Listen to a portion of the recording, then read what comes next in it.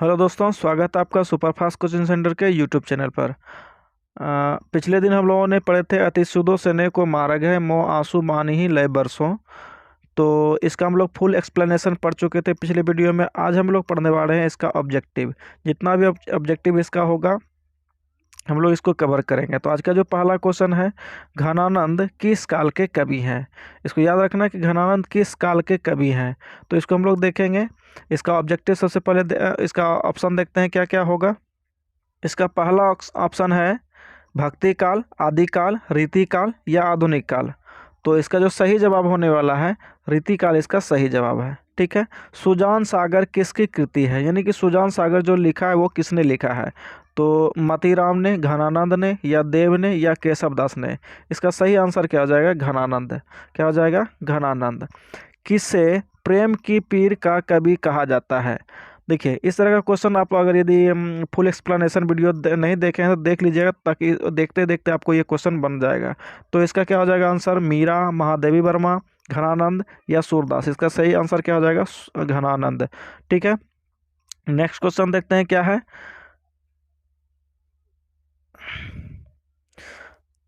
लाक्षणिक मूर्तिमत्ता और प्रयोग वैचित्र के कवि कौन है।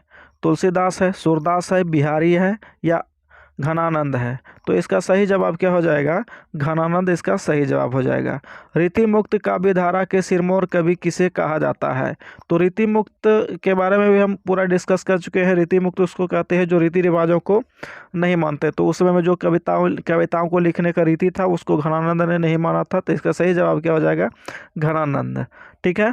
घनानंद की भाषा क्या है, अवधी है, ब्रजभाषा है, प्राकृत है या पाली है।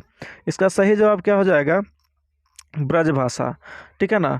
परिष्कृत और ब्रजभाषा इसका मुख्य भाषा था। ठीक है। नेक्स्ट क्वेश्चन देखते हैं। प्रेमधन किस युग के कवि थे। तो प्रेमधन आदिकाल के, भक्ति काल के या भारतेंदु युग के या छायावादी कवि थे। तो प्रेमधन जो कवि थे ये भारतेंदु युग के कवि थे। किस युग के कवि थे, तो भारतेंदु युग के कवि थे। अगला क्वेश्चन है, कवि प्रेमधन के अनुसार भारत में आज कौन सी वस्तु दिखाई नहीं पड़ती। हालांकि ये क्वेश्चन दूसरे चैप्टर का है, लेकिन फिर भी आप देख लीजिए, भारतीयता का, कदाचारिता का, पत्रकारिता का या अंग्रेजी भाषा का। तो 8 नंबर का सही जवाब हो जाएगा भारतीयता का। ठीक है। घनानंद किससे प्रेम करते थे। तो कलावती नामक नर्तकी से, रेशमा नामक नर्तकी से, सुजान नामक नर्तकी से या सलमा नामक नर्तकी से। तो घनानंद जो है सुजान नामक नर्तकी से प्रेम करते थे। किससे प्रेम करते थे, सुजान नामक नर्तकी से। देखते हैं नेक्स्ट क्वेश्चन क्या है मेरा। घनानंद कवि है, घनानंद कवि है। अब देखिए पीर के हैं या दुख के हैं या द्वेष के हैं या चित्त के हैं। तो इसका सही जवाब क्या हो जाएगा, पीर के कवि है वो। क्या है, पीर के कवि। ठीक। अगला क्वेश्चन है, मुगल बादशाह मोहम्मद शाह रंगीला के यहाँ क्या काम करते थे।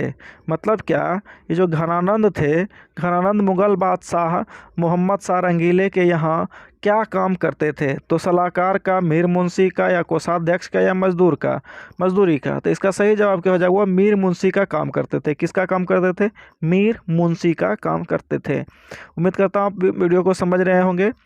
अगला क्वेश्चन है, परहित के लिए देह धारण कौन करता है। सूर्य करता है, धरती, चंद्रमा या बादल। तो इसका सही जवाब क्या हो जाएगा, बादल इसका सही जवाब हो जाएगा। नेक्स्ट क्वेश्चन देखते हैं क्या है। कवि अपने आंसुओं को कहाँ पहुँचाना चाहते हैं।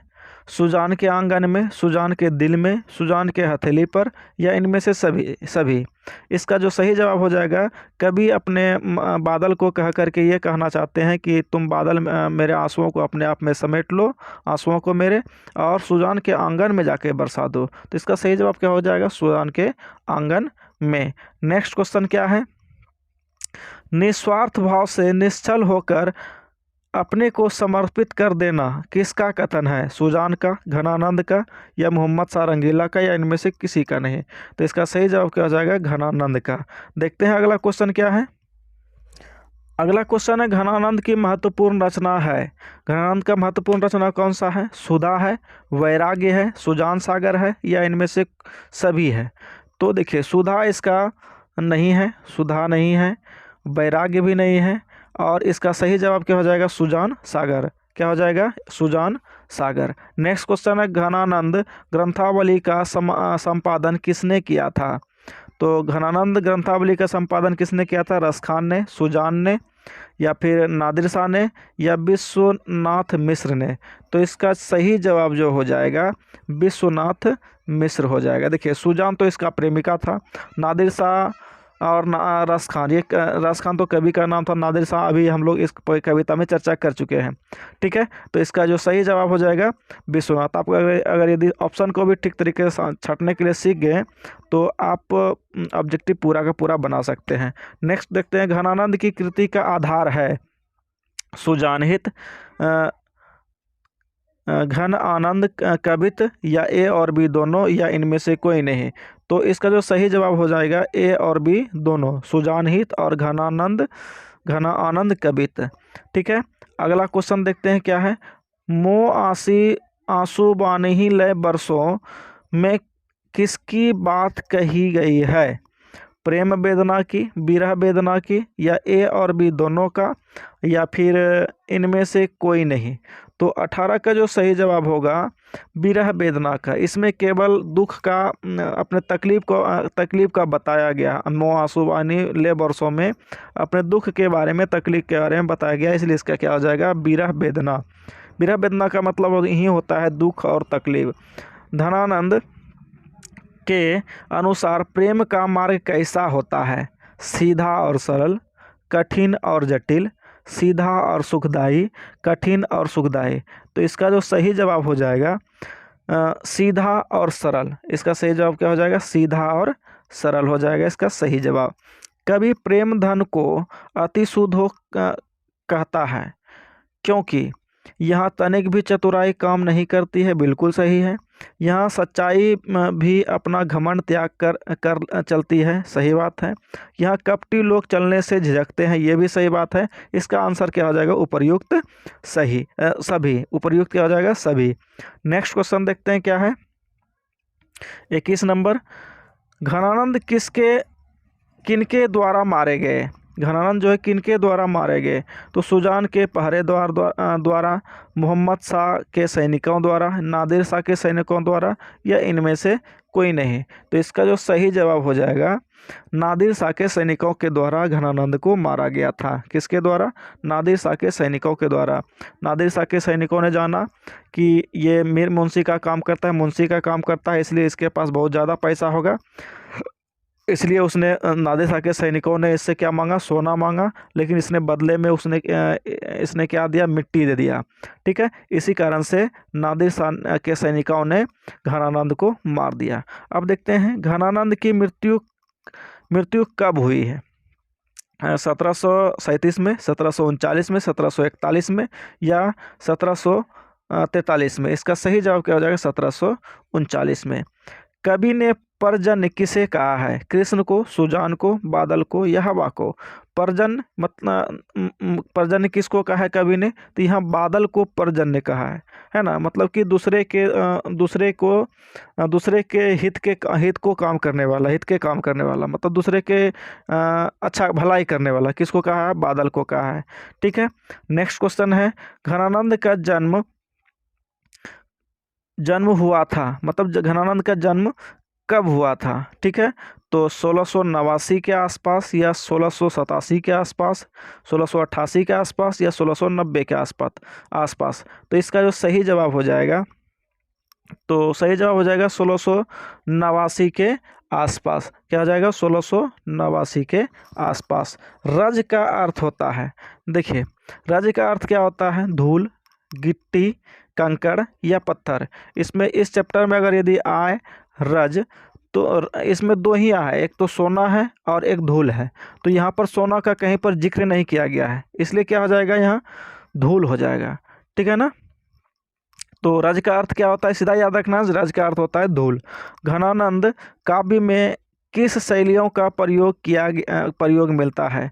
रजु शैली का, वक्र शैली का, या ए और बी दोनों का, या इनमें से कोई नहीं? तो इसका सही जवाब क्या हो जाएगा? ए और बी दोनों का।